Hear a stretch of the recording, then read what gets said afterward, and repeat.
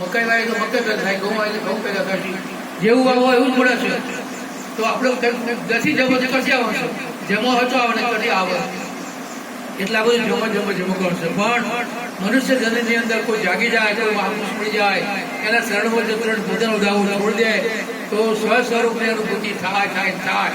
એટલે મહાપુરુષો એમ કીધું કે પહેલી સ્વની અનુભૂતિ, પહેલી સજાત્મક સ્વરૂપ હું અવિનાશી, પોતે પોતાને ઓળખી લે. સજાત્મક સ્વરૂપ એટલે પોતે પોતાને ઓળખવો. બીજું ધ્યાન અવસ્થા, ધ્યાન પોતનું કરે. જયસિંહ બાબુજીનું ધ્યાન કરવું તો બીજું થાય, બેપણું થાય. પણ આ ખોખર ધ્યાન નહીં કરવાનું.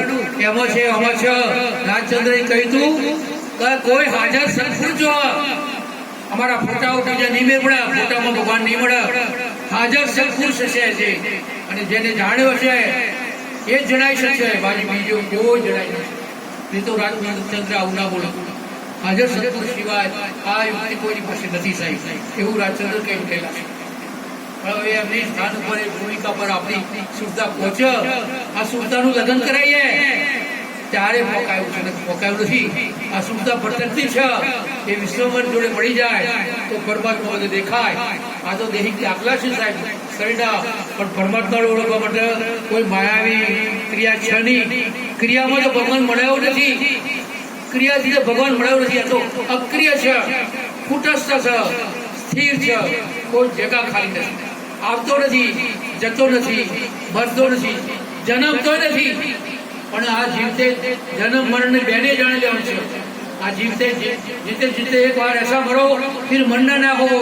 આ જીવતા જો એક વખત મરી જાય માણસ પછી મરવા પણ કારણ, કારણ કે મૃત્યુ ને જન્મ બંનેને જાણી લે. આ ક્રિયા સાના વડે થાય છે, ક્રિયાનો કરનાર કોણ છે સાહેબ, એનો અનુભૂતિ થઈ જાય છે. એટલે સદગુરુ મહિમા તો આપણો પાઠ છે સાહેબ. હનુમાનજી ગયા, સૂર્યના શરણમાં ગયા, સૂર્યને તારે પ્રકાશ એમને અનુભૂતિ થઈ સાહેબ. એમ બધાના ગુરુ વગર તો મળે નથી.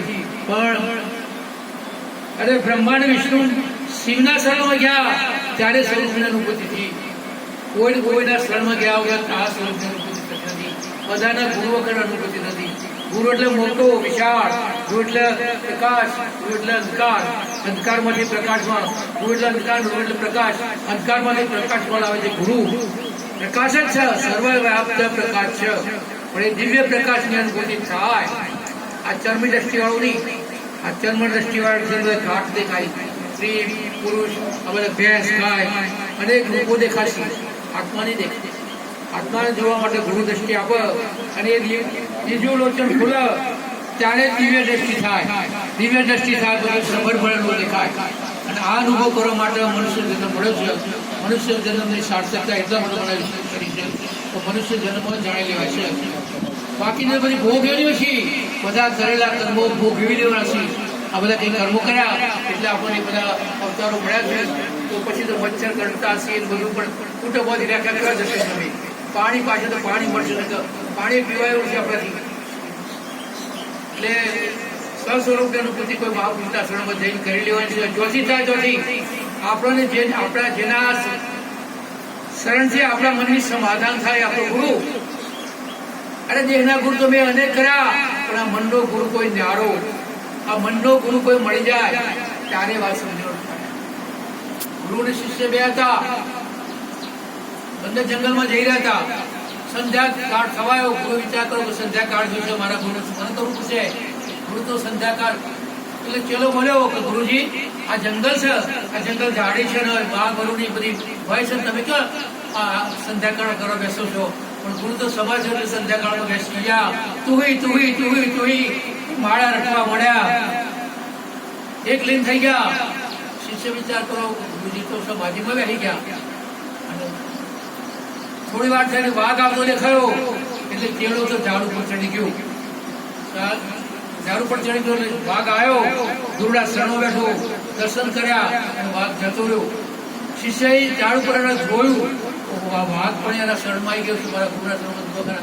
વાઘ પણ એમ છેડતો નથી, દર્શન કરીને જતો રહ્યો છે. પછી શિષ્ય નીચે ઉતર્યો અને બંને આગળ ચાલ્યા.